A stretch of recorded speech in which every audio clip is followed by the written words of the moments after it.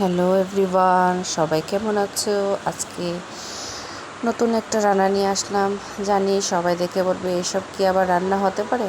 আমি বলবো হ্যাঁ, হতে পারে। যদি রান্না করতে জানো তাহলে ফেলে দেওয়া জিনিস দিয়েও অনেক ভালোভাবে রান্না বান্না করা যায়।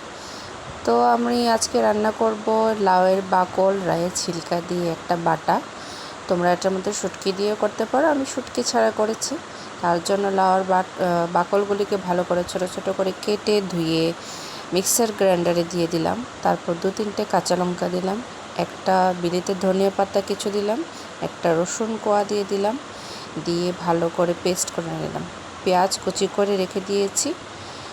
তারপর কড়াতে সামান্য তেল দিয়ে তার মধ্যে পেঁয়াজ কুচিগুলো ছেড়ে ভালো করে ভেজে নেড়ে চেড়ে একটু কালো জিরে ফোড়ন দিলাম।